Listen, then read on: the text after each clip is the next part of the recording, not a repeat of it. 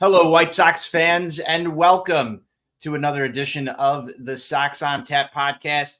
It's Tony Marchese alongside my co-host NWI Steve.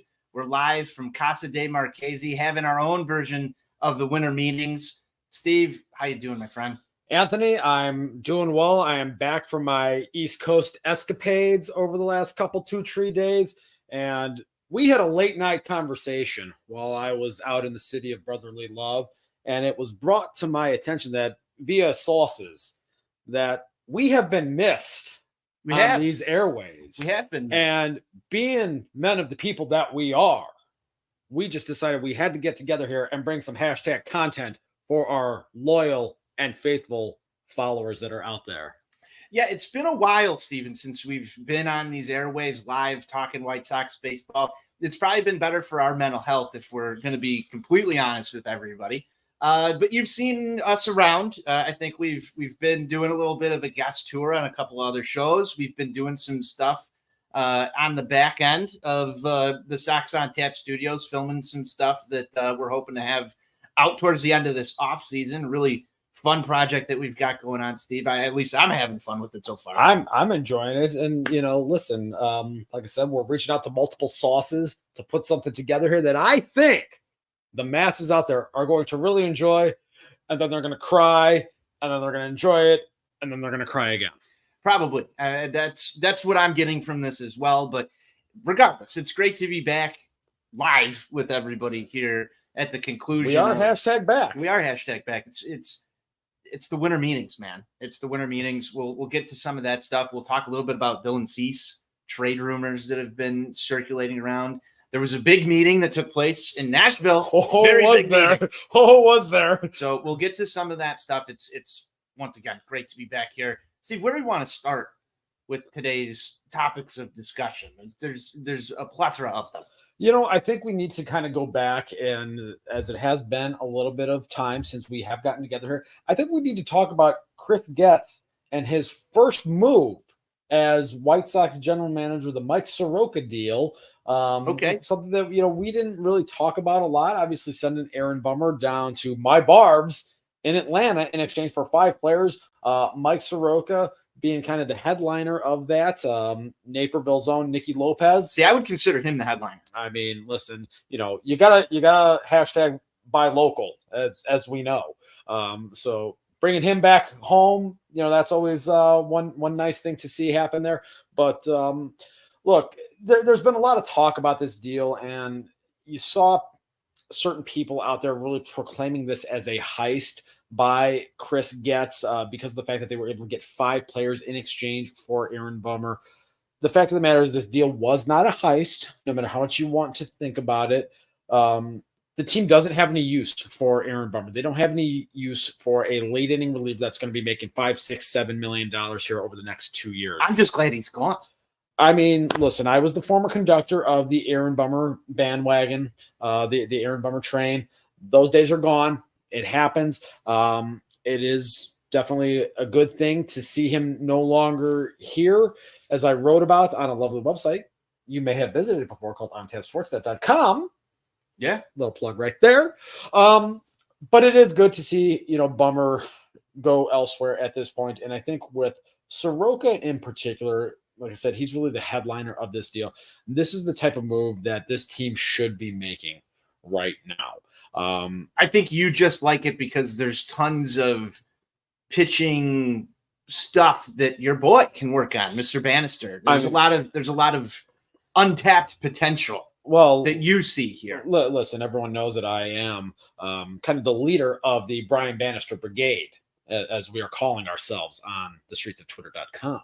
For those of you who don't know, he's hashtag Bannister bot confirmed for those of you at home. Listen, I would rather be a Bannister bot because he has had a modicum of success in various stops along the way than being a hashtag Getz bot that we're seeing by some people on the streets of Twitter.com.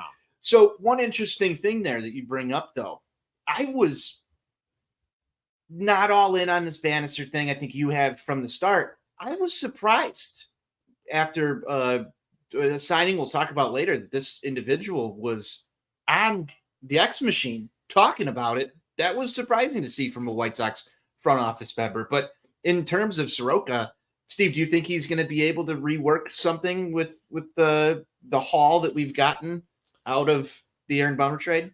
You really don't know. And like I said, ultimately what it comes down to is when you're in this, hopefully shortened rebuild 3.0 period, you have to take some chances on some guys.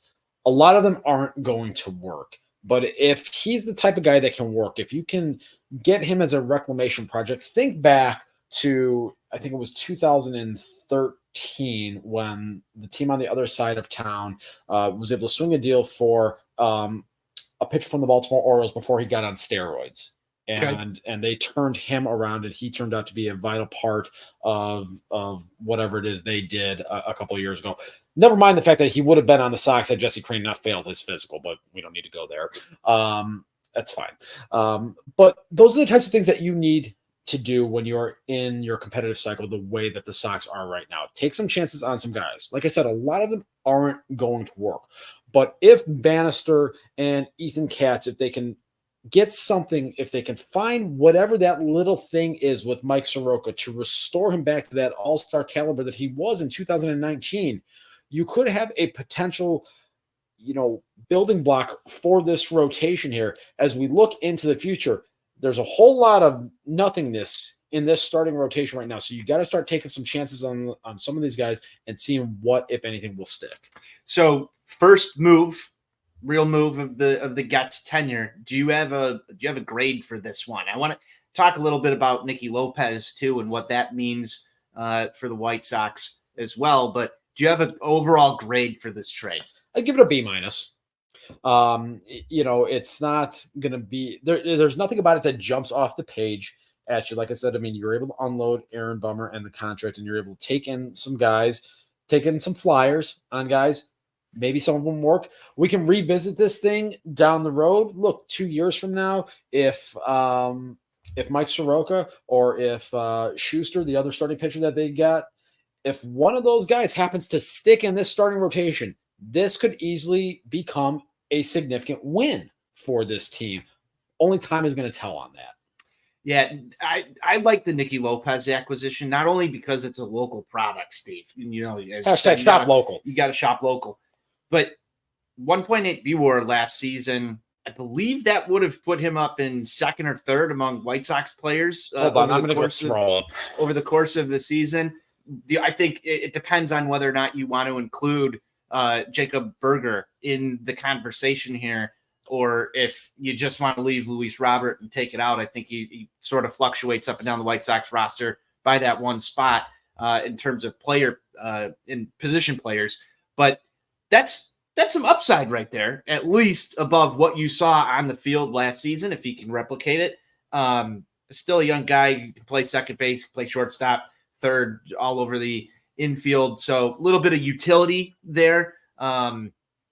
Speaking of Braves as well, Johnny's boy, Lurie Garcia, has signed a deal down there in Atlanta as well. But I feel like you'll probably get some Lurie-esque things out of Nicky Lopez. Don't expect him to be an all-star player for the White Sox, but it's at least a market improvement over what we saw on the field last season. I know that's not saying a lot, but had a hell of a lot better season than our shortstop last season. So that's again, not taking a whole lot right there. Lopez in itself is fine. Again, this team isn't going anywhere in 2024. So his family will be at the ballpark. So I'm sure they will. That might be the biggest calling card. Maybe Brooks Boyer was instrumental in making sure that he was included as part of this deal here, because we all know the amazing marketing work that clown does. Well, it seems to be the theme so far this offseason. Buy local. I saw Mark Payton is back within the organization, another local guy. There's been another one too. Forget who it was off the top of my head, but there's definitely a local thing going on. Paul DeJean was signed as well. So that deal, I want to talk to you real quick about that one. Any thoughts on that? Were you surprised at the rather low salary? No. On the 1-year deal? No, simply because I don't know if you've taken a look at his offensive profile since the year of our Lord 2019. He's been, how we say in the old country, bad. So there's not really going to be a whole lot of market for a guy that, has had a below league average weighted runs created plus for the last 4 seasons.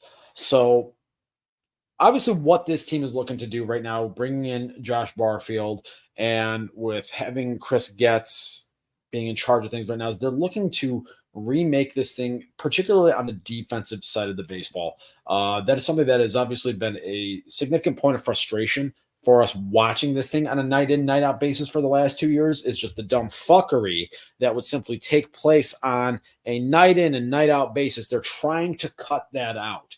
The Little League bullshit. Thank you. The Little League bullshit. The Little League bullshit. Yes. I'm sick of seeing the Little League bullshit. I can understand the approach here, but if you're not going to score any runs, what's the point of shoring up some defense here? I think the thought process behind it is this: you look at some of the guys that they have gotten back in some of their recent deals. You look at Nick Nastrini, who they got back in the Dodger deal.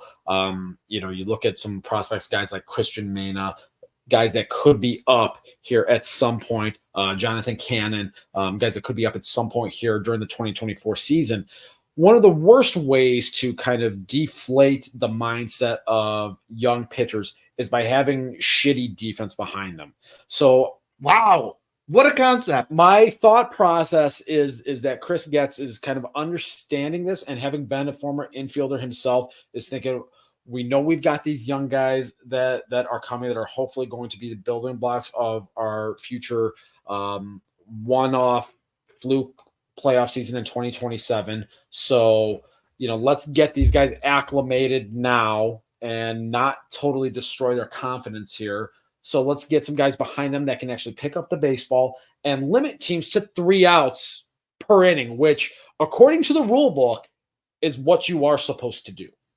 Well, you sound very positive about this, at least for this show's standards. Are you buying into this strategery here? I don't know that I would go as far as to say I'm full-blown buying into it. I understand the thought process behind it. My personal preference would be, look, if you're going to be, because you're a big ball go far team, that's where I was going with this. If you're going to be bad, at least be fun bad and hit the ball over that fencing that gets hit prior to the game. That's what I like to see. But again, you got to pick a lane, and it appears that this is the lane that they have chosen for this time. Pitching and defense. Which, look, is fine, and that's a totally respectable lane. It's a different brand of White Sox baseball. It is not what we have typically been accustomed to, or at least not what I've been accustomed to watching this team, since they moved into the new ball yard here at the corner of 35th and Shields. Typically, it is an interesting strategy because you talk about the ballpark at 35th and Shields, and that's going to be a topic that we're going to discuss in the later half of the show. But the pitching and defense strategery that they've developed here doesn't really lend itself to guaranteed rate. Yes and no. In the year of our Lord 2005, that team picked up fucking everything. I mean, they did not make mistakes defensively, and they pitched the living shit out of the baseball. So I love when we go back to 2005 examples. We're talking about the White Sox. 2005 is coming, right? But the fact of the matter is, that is something that is really underappreciated with that team. Everybody wants to try to make this thing out to be this small ball bullshit thing that just simply isn't based in reality. We know that if you go back and if you actually look at the data, this team was, top 5 to 7 in just about every pitching category outside of strikeouts. They didn't have a ton of strikeout guys on that team, particularly in the starting rotation there, but they pitched the baseball and they caught the baseball. Even though you had Jermaine Dye, who could barely move in right field, my MVP, they still caught the baseball and they did not give the opposition extra outs. And what happened as a result of that?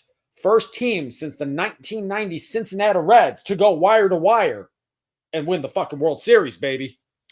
Hey, I'm not arguing against the pitching and defense strategy from an overall standpoint. I think it's just a little bit different. And I like fireworks, Steven. I love fireworks. I know you like the ball going over the fence. I just don't think Paul DeJong, Nicky Lopez, some of the guys that we've brought in right now are adding to that. Well, DeJong is a guy that, can hit 20 home runs, but he's going to do so with about a 280 on base. So will he have, here's a great question. Will he have more home runs than Yohan Moncada next season? Oh God, we had to go there, didn't we? We did. Let's just save that for overs and unders on our season preview show. I don't want to do this in December. Yeah, we got to do it at some point. So I'll write that one down and we'll revisit it. That might be a poll coming your way from the Sox On Tap Twitter account at some point in the next few days, so that Steven has to see it and comment on it. A couple of other topics we've got here. Winter meetings took place this week. The full band went down. Jerry Reinsdorf, Chris Getz, Pedro Grifol, all in attendance. Lots of White Sox happenings. Not a lot of action. There was one signing. Let's talk about that signing, Steven. Let the people know what happened. Refresh my memory. This was the KBO star. Oh, yes, Mr. Eric Fetty. This is another guy, again, kind of cut out of that same cloth of Mike Soroka, former first-round pick, former top 100 prospect, came up with the Washington Nationals and failed, and went over to Korea, developed the sweeper, and had a tremendous amount of success pitching in the KBO. Do we know if it's going to translate? No, we don't. Have there been guys in recent vintage that have gone over there, recreated something in their pitching arsenal, and come back to be effective major league pitchers? Yes, Miles Michaelis is a very recent example, and there have been others in recent years. Again, with where this team is at in their competitive cycle, this is a perfectly acceptable risk to take. It was 2 years. You're speaking way too fucking logically. Right 2 years for 13 million. Logically optimistic. I don't know what the word is. I just, to me, it's a low risk, high upside move. There's really no downside to it, because again, you're going to be bad in 2024. If maybe he did indeed find something, and if Brian Bannister and Ethan Katz say, hey, we like what you did here, and anybody that saw Bannister's tweet, a couple of days ago. I'll read the tweet. I've got it up. All right, perfect. That's a perfect segue. It's perfect segue. It's almost like we've done this before. Yeah, so Bannister on the X Machine the other day throws this tweet out. It was a quote of Shy Sox fan Mike. Interesting to see him interacting in White Sox Twitter, but we'll see how long that lasts. Yeah, this was a bold strategy by all intents and purposes. Fetty works out at the same facility as Logan Webb in the offseason. He added the same sweeper plus split change to his arsenal as Webb. He did not use those pitches in Washington. Ethan Katz and I were both with Webb when those adjustments were made. His fingerprints are all over this. They really are. And for those of you that are unaware, Logan Webb finished second in National League Cy Young Award voting this past season. And here's one that I want to double back though. And if we're going to stay on the Twitter topic for just a second, I'm going to find this. This was courtesy of our friend Nick Morawski over at Good Guys Talk Back podcast. Wonderful guy. If you don't follow him, make sure you are at Nick_GGTB. And just a great mustache all year round, not just for Mustache November. No, he's a full season mustache guy. Great dude. Here's a quote that he pulled. I'm not sure where this came from, but it's on his Twitter account. To find the appropriate word at this point is premature, Getz said Tuesday at the winter meetings. But I will say, based on the upper level talent we have on this ball club, I don't think it's going to be a dramatic lift to get us where we need to be. We expect to be better than this past year, Getz said. And I've said it before. We're fortunate to be in the AL Central. Everybody has their challenges with their club, and they're looking to upgrade their team. And we're doing the same thing. It's important for our players, every part of the organization, to find ways and improve. Start with game one, try and win that one, and add to the win column. Steven, we know the White Sox are not going to be good in 2024. Chris Getz apparently thinks the White Sox are going to be better than they were last season. They're talking about upgrades to the team, and this is where I have a little bit of a problem with it. We're talking about guys like Eric Fetty coming in, talking about guys like Paul DeJong, talking about guys like Nicky Lopez. I know Tim Anderson had a bad season last year. I know it was absolutely fucking horrendous. But can you say that we've made an upgrade at shortstop? Can you say that we've made an upgrade in the bullpen over Aaron Bummer? Can you say that our catching is going to be better than last year without Yasmani Granda? And again, another guy that had a really fucking terrible season and was super injury. Where's the upgrade here? That's what I'm struggling to find. Where's the upgrade? This, to me, and this is right in your wheelhouse, this is a payroll reduction. There's no upgrades taking place. There's risks on development, and there's, I don't want to call them scrap heap moves. I mean, there were a couple of suitors for Fetty. It's not a scrap heap move yet, but not top of the line guys that are coming in to, take over this AL Central that they're so fortunate to be in. So there's a lot to unpack there with that quote. First, it's almost as if Chris Getz was saying you need to come out and hashtag set the tone. A little bit, yes. I mean, day one. So we heard that before last year. I appreciate that. Pedro Grifol said the same thing last year. I mean, I'm a big hashtag set the tone guy, so I do appreciate that aspect of it here. I'm so fucking tired of hearing about this. We're fortunate to play in the AL Central bullshit. You're so fortunate to play in this division that has been around for 30 seasons. You're so fortunate that you've won it 4 fucking times. I don't want to hear any more of this bullshit about, well, at least we play in the Central. You've won it 4 fucking times. Spare me. Take that shit and shove it up your ass. Okay? First and foremost, there's that. As it relates to upgrades, and you mentioned Tim Anderson, you mentioned Yasmani Grandal, I think the one thing that we can say right now is that with the likes of DeJong and with Nicky Lopez, the up-the-middle defense will be better. Will the offensive output be any different?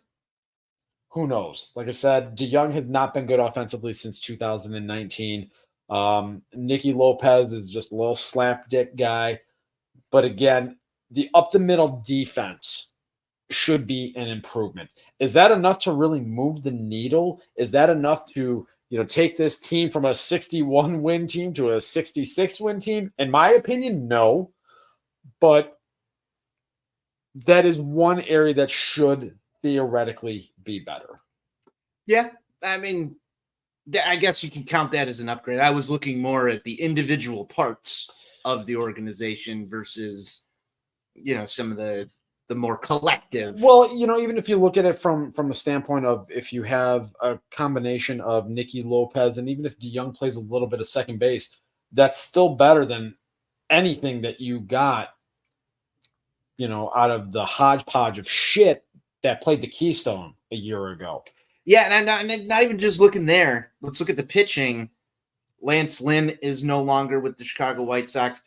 He had a very up and down season. Lucas Giolito. Where were the ups? There were a couple ups. There was that one start where he broke the strikeout record or tied the strikeout record. There was some good Lance Lynn games. Not really sustained success, as Rick Hahn would dub that, but veteran presence, I guess, there has some name pedigree to it. Lucas Giolito no longer here. He had a good start to the season, completely fell apart at the end. Still a free agent as of right now. Everybody seems to be waiting on Shohei Ohtani to sign, except for Eric Fetty. But, I look at the rotation here. It seems like there's more projects than we had before. So I don't know if I'm buying into the full, we're upgrading the team. Where's your splash? Well, I mean, we got to be real about this. He has to come out and say that. He can't just come out and say, well, we're going to be as bad, if not worse, than we were a year ago. He just got the job like 3.5 minutes ago. So you're not going to see him come out there and throw this team under the bus. Although he kind of did. He did do that, but I don't think he's going to come out and really kind of do that on an individual player basis, so to speak. So, look, we all know they're not making significant upgrades in the free agent market. I mean, that's just not going to happen here. It's not really in their playbook. No, it's not even when they are in their window. Yeah. So I think that's a perfect time to segue this into some other winter meetings topics. The MLB draft lottery took place, I believe, Tuesday. Mm-hmm. And the White Sox got pretty much like the worst news that you could possibly get on Tuesday. Can't win on the field during the season, and then can't win off the field at the winter meetings either. Sox fall to number 5 in the MLB draft lottery. And one of the teams that jumped them from a position standpoint is fucking Cleveland, who ended up getting the number 1 overall pick. And so I heard that Cleveland actually didn't win the number 1 overall pick. I forget which team won it. But Cleveland slotted up into that spot because of the other team winning the draft lottery in a prior season. So the way that would have had to be the Pirates then. I think it was the Pirates or the Reds or somebody. It would have to be the Pirates because the Pirates won the first draft lottery last year. Yeah, and so this now means that the White Sox cannot pick within the first 9 spots next year. Not exactly what you want as a White Sox fan to get the 5th pick out of those top 5 that precludes you from picking in the top 9 next season. There's been a lot of talk about that. Granted, it's the luck of the ping pong balls. Here's what I wanted to ask you, Steven.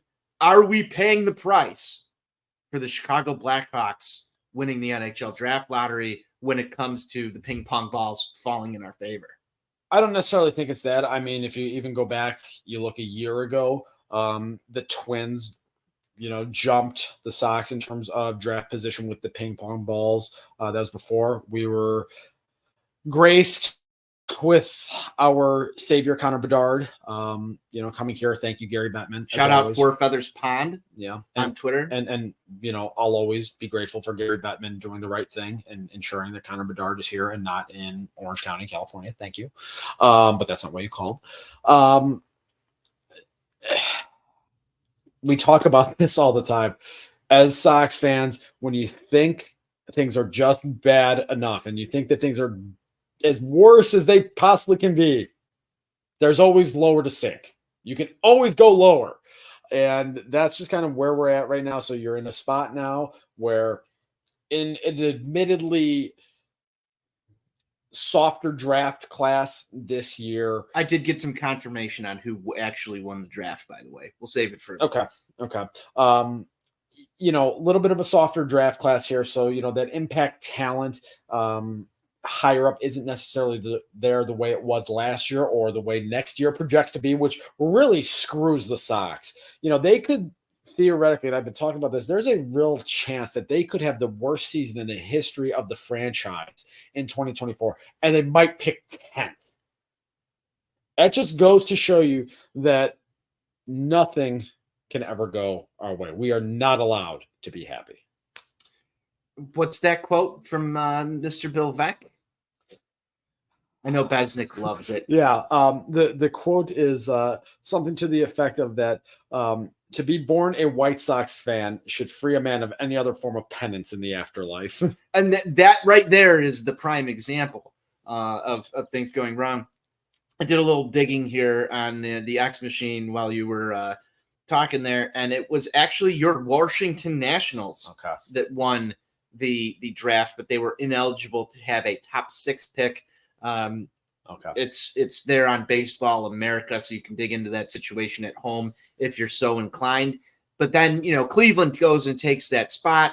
Not exactly the team I want having the first overall pick in the MLB draft this season. And I have to think, after what we witnessed last year with all the witch magic that happened at Guaranteed Rate, that there was some sort of witch magic once again at play here to doom the White Sox into the worst possible case scenario. I don't know how you feel about that, but it's we can't discredit that theory. We can't. Tinfoil hat time here at Sox on Tap. Steven, some other winter meetings happenings. Jerry Reinsdorf was in attendance. This is making all sorts of headlines across the baseball world. It's trickled into the political world.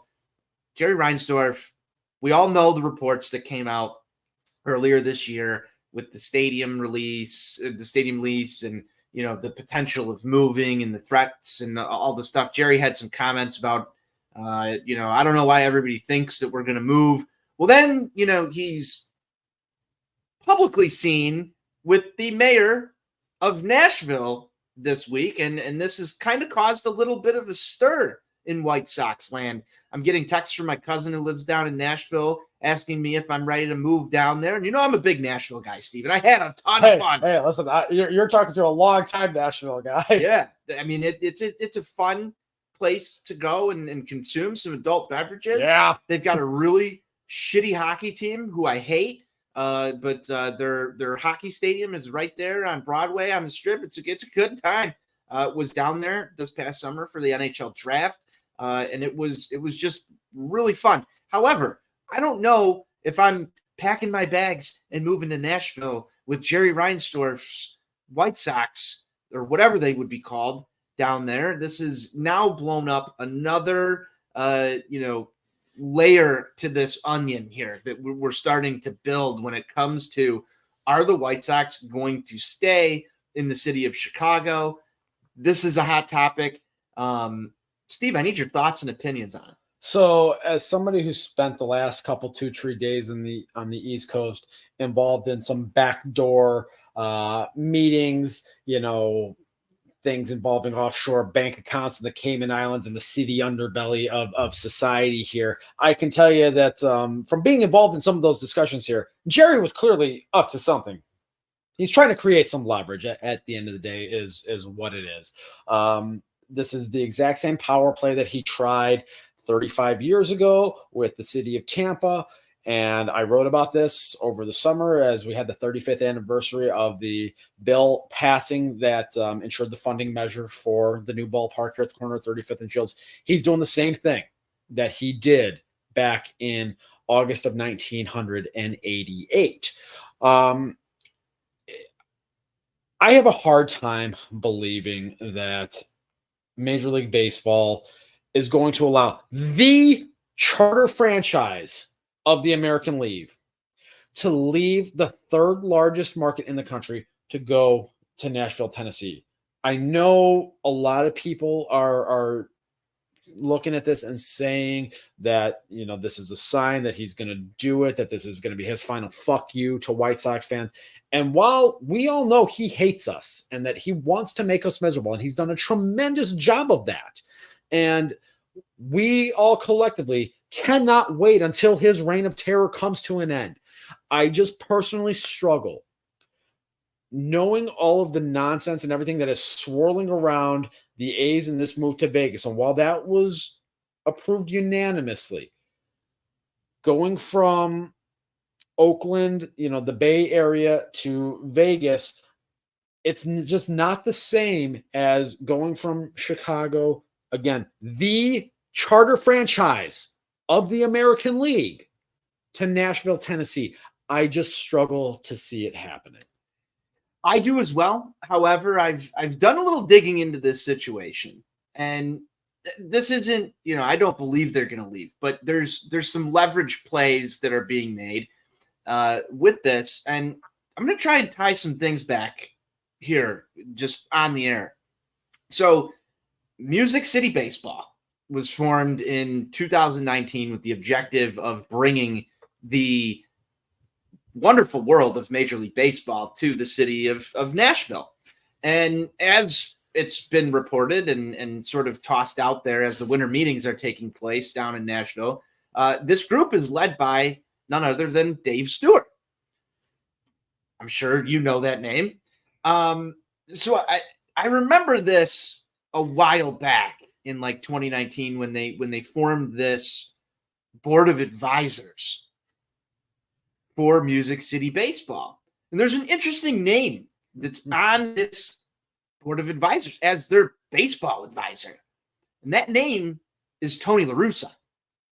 Now, hashtag inside job. Not a lot of people realize that Tony La Russa sits on this board of advisors. And this is completely tinfoil hat theory, but it kind of makes a little bit of sense why Jerry Reinsdorf's involved in this particular market, at least to me.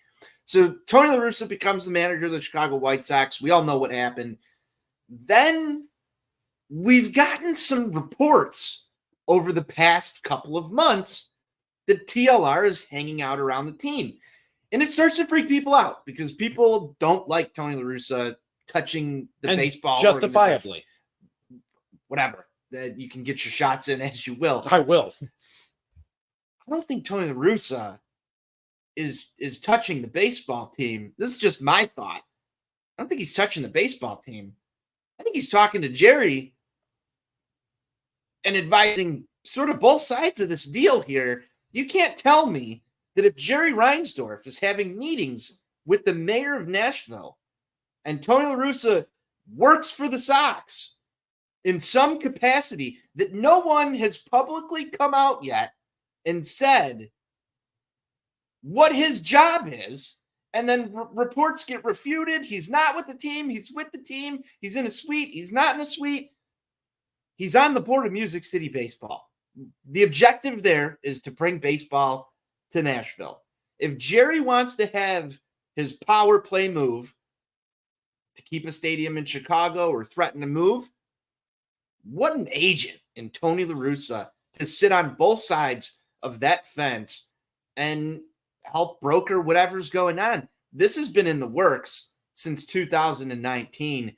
And I know that Jerry has made the quote about, we haven't really looked at anything. This is an introductory, meeting in nature is what you got from the mayor's office down in Nashville.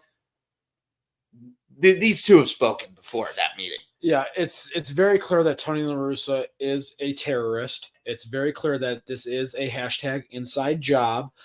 He is Steven's hashtag shook. He was absolutely brought back to destroy this organization from the inside. It's crystal clear at this point. The evidence is all right there for you. And for all you people out there that want to defend Sleepy McDrunkface, there should be no more defense for this fucking asshole ever again. He's here to destroy this thing from the inside. He's doing his job. The Hall of Famer's doing his job. He's doing destroying this organization. I mean, him and Dave Stewart destroyed the Arizona Diamondbacks. They've already destroyed one franchise. Now they want to destroy another one. I had to throw this out here. I wanted to see what your reaction was going to be, and it didn't disappoint. It didn't disappoint at all. Do my reactions ever disappoint? No, but I haven't seen this information out there anywhere on the interwebs. People talking about is TLR involved in this move? He's on the board of directors. If he's not, they would take his name down, I would think. Yeah, like I said, it's an inside job. He cannot be trusted. He is a cancer, just like his buddy. I'll start to talk to you in just a different nature here. You don't want the White Sox to leave. No.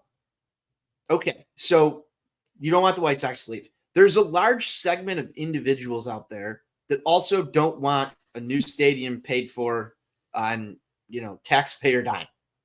Fair. Correct? Fair. I think that there's a lot of people. There's a very large crowd. That's a very, highly debated topic anytime any franchise is negotiating leases and all these agreements. So there's a very political aspect to this whole thing. We all know, and you wrote a great article about what happened during the whole Florida hostage situation. I'm very curious how you answer this question. Are you okay with Jerry Reinsdorf making the ultimate power play to keep the White Sox in Chicago, or would you rather see them get to the brink and leave because it would have to do something with like taxpayer dollars or Where do you sit? Well, I mean, look, it's very simple. I don't want the White Sox to leave. I don't live in the state of Illinois. I don't live in the city of Chicago. I don't live in the county of Crook. So it's not going to impact me on a day in and day out basis. It's going to impact all of yous. So I say, you know what? Take the taxpayer money. I don't give a fuck. Well, that's your honest opinion. I respect it. It really doesn't affect me as much down here in the county of Will. However, there's a large portion of the fan base is impacted by this decision. Tough scene. They're gonna have feelings about it, and it's something that we're gonna be talking about as this sort of transpires, because it's going to be heated. I've seen a lot of people say just pack up and leave, and I personally feel that that's the wrong answer. I think that sends sort of the wrong message to, not like, Jerry can go do whatever Jerry's going to do, but to the fans that show up to the ballpark on a night in, night out basis, or the people that show up on a Friday night because they want to be out of the ballpark, taking my kids to a Sunday game, all of that stuff. If that just evaporates and vanishes out of the realm of possibilities, I'm not taking my kids to Wrigley Field. You're not going to go to Wrigley Field to take in Cubs baseball because the White Sox moved to Nashville or whatever. There's serious questions about, are you going to follow the Nashville? Those are like starting to seep into your mind now. And you watch what happened over in Oakland. I propose a reverse boycott throughout the whole season. If you're mad that Jerry Reinsdorf, gets this stadium for free, let's get 2 million fucking people there next year to watch the shittiest team in baseball play and make that tax bill come down. I think, this is something that we've talked about quite a bit. It's just the difference in the two fan bases at this point. While A's fans are just angry, they're angry in perpetuity at John Fisher. Sox fans, unfortunately, because of Jerry Reinsdorf, because of what a fucking cancer he is, have reached the apathy phase. And that, to me, is even worse than the anger phase. Being angry can be a very powerful thing. And I know, obviously, it's not having the impact that A's fans want it to have. John Fisher even being confronted by fans recently being out to dinner saying, oh, it was a really hard thing for me, but I did the right thing. At the end of the day, he doesn't care. It's the same way that Jerry Reinsdorf does not care about us. The meme that likes to go around of Jerry saying, fuck White Sox fans. I legitimately believe he wakes up every morning and says that. I legitimately do. That's why, again, the day his reign of terror ends is going to be the second happiest day of my life. However that happens will be the second happiest day of my life. Let it be known. But the idea of people celebrating and wanting this team to leave, I don't understand it. If that is something that were to happen, then obviously I am just a full-time Barbs fan. There's really no courting of me by other franchises. The decision has already been made. So you've already got your contingency plans. I'm sure others out there have, second favorite teams. I'm sort of a free agent in a little bit. I like the Cardinals, just because of the rivalry. And I know our guy Jonathan's a big Cardinals guy, but I kind of like the Red Sox as well. There's tons of options out there, but for all intents and purposes, it's not going to be the same love that I feel for this team. I mean, I've got a whole basement here full of White Sox shit. What am I going to do with that? It'll hurt every time that I see it. And I know there's people out there that have the same affinity, grew up a White Sox fan, have great, wonderful memories at the corner of 35th and Shields or at Old Comiskey that, have followed this team for whether it's 10 years, 15 years, 50 years, 60 years, that will miss White Sox baseball. I just don't know if I personally can watch a team go to Nashville, change the name, change the franchise, all that stuff, and be gone. So the take your shit and leave attitude it puts us in a bad spot because there's so much angst and apathy and all the different levels of emotion with what went on display during this last rebuild and where we are now. And I understand the anger because I'm angry too. I know you're angry. You're hashtag mad online? I'm mad online. I know Johnny's mad online. Our guy Sox Insane is going insane. Not a far trip.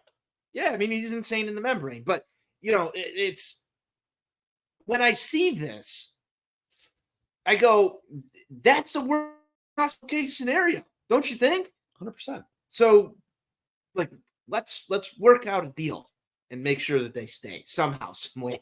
Yeah. Listen, I'm all for you people in this state getting screwed on your taxes. We're already paying a lot anyway. That's fine. Yeah, like I said, at the end of the day, it doesn't matter to you guys. So listen, let's get some more to make sure that the one sports team that I truly love, even though I'm in an abusive relationship with them, and you love Purdue too. I've asked that my privacy continue to be respected at this time, Anthony. Thank you. Yeah, but at the end of the day, I'm okay with a new stadium being funded at your expense and at the expense of everyone that lives in the city of Chicago, the county of Crook, and the state of Illinois. You're not making any fans online. So if you want to roast Steve on that, you can find him on the X machine at NWI_Steve. He'll be happy to respond to you. Make sure that you also include many CM Punk gifts and fuck Purdue, that bitch. Purdue, you had to go there, Anthony. If you want to get to the brass tacks, as Steve likes. Listen, I'm a big brass tack. Like I said, I was getting down to brass tacks on the East Coast over the weekend. Here it was a big brass tack situation. That's fantastic. We've got just a few more minutes here. I don't know if we want to continue to dive into Jerry Reinsdorf stuff. It's starting to, give me a little bit of pain in my chest talking about the White Sox. There was one other thing, because you had posed an interesting question to me. I think it was either today or yesterday. I can't recall. I think it was yesterday, actually, when I was the phone conversation. Yeah, the phone conversation when I made my triumphant return to Midway Airport. Yeah. You would ask the question that, what if Jerry did pick up the team and leave, and somehow the city of Chicago negotiated with the league to keep the White Sox name in Chicago, a la what happened with the Cleveland Browns when they up and left for Baltimore after the 1995 season and became the Ravens. And then 4 years later, Cleveland Browns 2.0 came into existence. The Great Reset. Right. That would be interesting in the sense that it would rid us of the cancer of one of the worst human beings on the planet, the bane of our existence. And it would almost open up an opportunity for rebirth with a potential serious owner, somebody that understands that in this city, in the third largest market in this country, with, again, the charter franchise of the American League, that if you actually put into it what deserved to be put into it and committed to it, not just a one-off season, but actually committed to it, and actually committed to your fans, to the people that actually give a shit about this team, what could potentially happen. That is an interesting idea and something that would be an interesting thought exercise. If that were to happen, that would be fascinating. Now, there would obviously probably be anywhere from like a 2 to 4 year period where we would just be nomads drifting through the desert, seemingly. Yeah, we don't know what we do with the show. Like, I don't know what we do with our summers. There would be this empty. I mean, I'd be taking a lot of trips down to the ATL. I'd be playing a lot of golf, if we're going to be honest. I'd be playing a lot of golf. I'd go see my barbs up in Milwaukee. Maybe that shithole that stinks like piss on the north side. I'm not going there. I mean, listen, if the barbs are going to go there and just bludgeon them, I'm all for well, that's fair. I don't know if I'm following this team and Jerry Reinsdorf down to Nashville. I'm absolutely not. At that point, I'd be pretty much hashtag done. Yeah, with this shit. Now, on the flip side to that, though, you talk about it's not just a a ridding of Jerry Reinsdorf. It's a ridding of the whole system. That means that Pedro Grifol now manages the Nashville team, and we're starting from scratch. That means that Chris Getz and your farm system is no longer your farm system. This would be a complete great reset. The Phoenix is rising from the ashes, and maybe they'll bring back the old video intro to start the game. And Thunderstruck and all the cool things that the White Sox did, and maybe listen to the fan and do things right. Now, there's one of two ways that happens. It's a new owner of the current franchise that is the Chicago White Sox, or it's something like that. So on that note, that's okay, but that's a risk. That's like, remember when people said, you trade away Jose Abreu and he comes back on like this handshake deal? Like those things don't always pan out. I think we have the benefit of living in the area of the third largest market in the United States. It's successfully had two baseball teams for seemingly forever. There's reasons why somebody would want to move in to the house that is the Chicago White Sox. There's a lot of things that have to take place in order to make it happen, though. I don't know if I'm extremely confident, but I have some hope that if that were the case, we're making our White Sox back someday. Yeah, and I think just from the league standpoint, I would think that they would want to have a second team in this market because there's been two teams in this market for over 120 years. And it'd be like trading Jerry Reinsdorf away. God willing. So that's a thing. It's a thought. Yeah, no, it certainly isn't.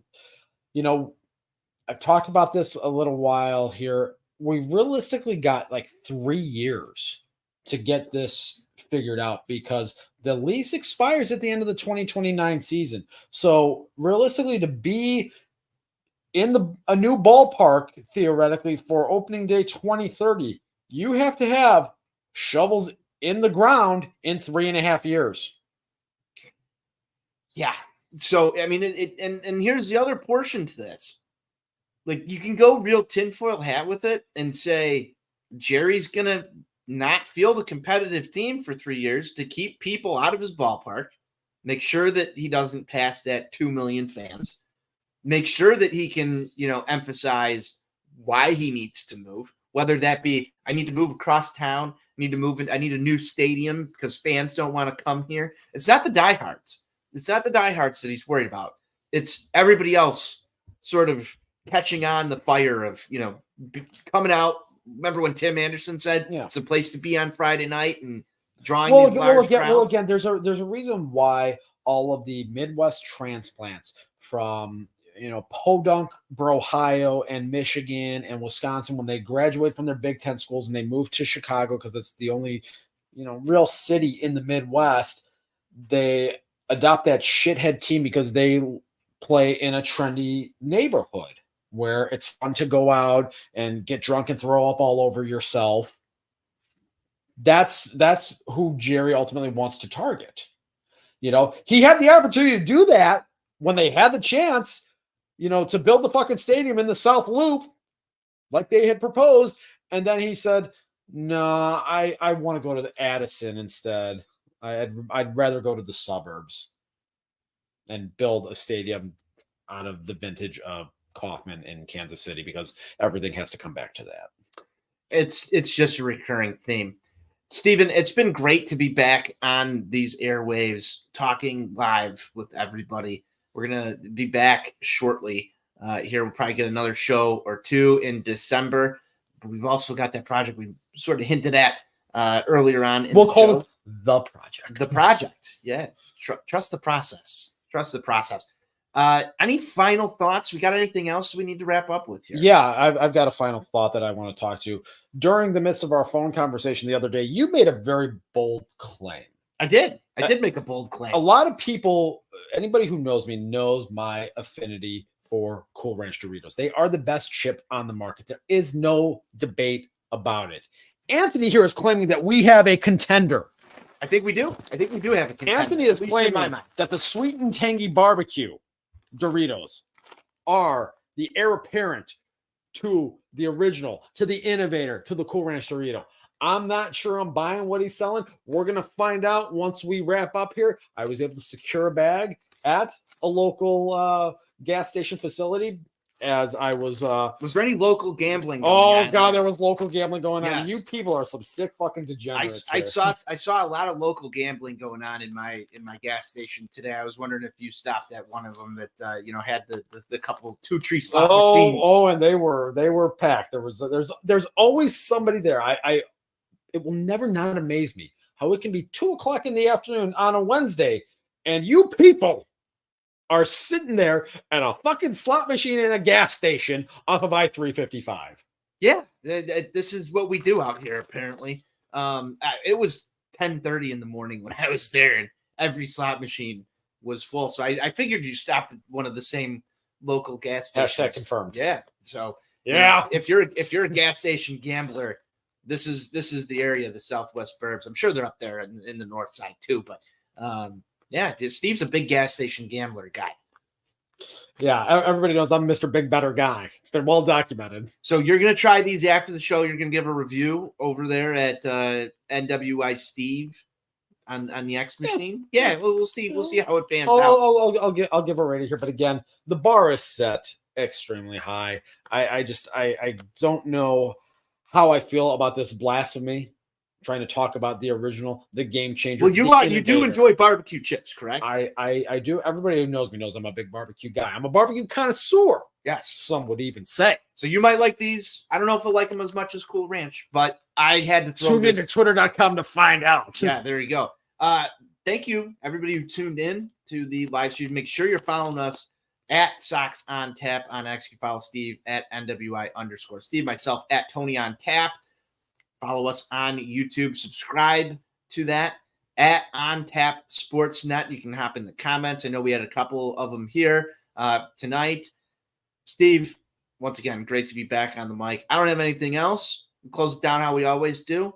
White Sox forever. White Sox for life.